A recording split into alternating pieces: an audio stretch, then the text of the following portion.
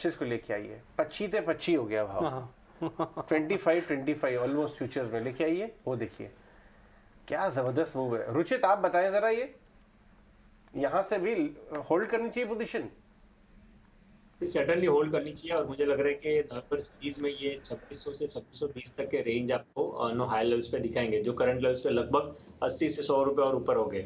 So I think आज के session में भी देखेंगे तो निफ्टी इंडेक्स को नो होल्ड करने में रिलायंस का काफी बड़ा योगदान रहा है। और नो लास्ट 4-5 ट्रेडिंग सेशन में जो थोड़ा बहुत कंसोलिडेशन या करेक्शन हुआ है, उसमें इसके जो 20 डेज ईएमए है, सो बेसिकली 20 ईएमए एकदम शॉर्ट टर्म सपोर्ट माना जाता है। वो 20 ईएमए के ऊपर ही ये स्टॉक ने अपने सपोर्ट्स बनाए हैं और वहां से आज अपमूव का रिजम्पशन हुआ है।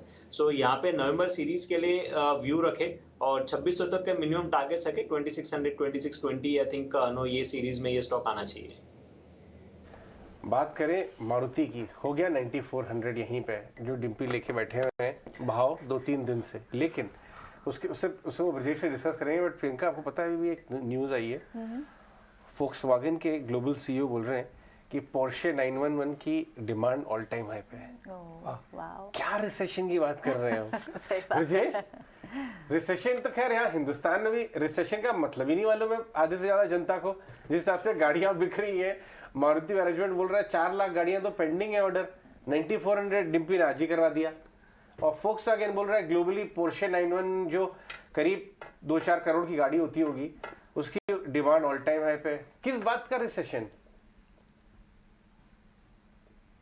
अजय जी, मुझे तो लगता नहीं रिसेशन है इंडिया के मार्केट में, क्योंकि जैसे कि मैं और भी बिजनेस चैनल में बोल चुका हूँ, it might be affecting the US market. No doubt हमको उसका इफेक्शन आता होगा, 10-15% का हम ले सकते हैं। बट अगर हम ओवरऑल सिनेरियो देखें, अगर हम हिस्ट्री ऑफ द डेटा को भी अगर हम देखें, तो अक्टूबर का महीने में हमेशा मंदी का दौर रहता है, सो दैट कि मार्केट लो रहता है और वहां से फिर वो उछाल लेता है। अगर हम यूएस के मार्केट को तो वहां पर हो सकता है, बट इंडियन मार्केट तो उसके विपरीत ही चलता है। और इस समय अगर मैं ये कहूँ तो कोई बुरा नहीं होगा कि हम लीडर्स हैं और हमको यूएस मार्केट फॉलो कर रहा है right now, if I am wrong. So अगर हम मारुति की बात करें तो मारुति का चार्ट अगर आप डेली चार्ट को अगर आप देखें तो एक कंसोलिडेशन फेज बन रहा था लगभग 8600 से 8800 के बीच में, that is one point.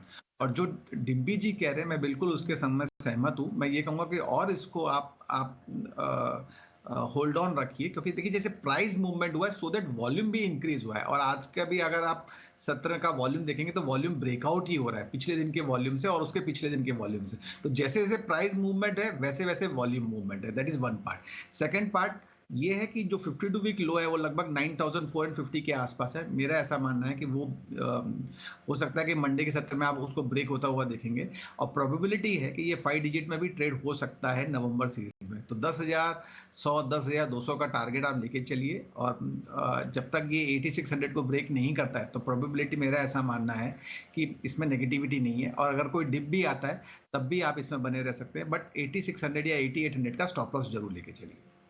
Stop loss लगाएं और अभी भी आप बने रहें, यानी ये गेन्स भी आप जल्दबाजी ना करें प्रॉफिट बुक करने की, लेकिन बड़ी यहाँ से चाल और आ सकते हैं, लेकिन स्टॉप लॉस लगाना ज़रूरी हो जाता है हर मोमेंट पर।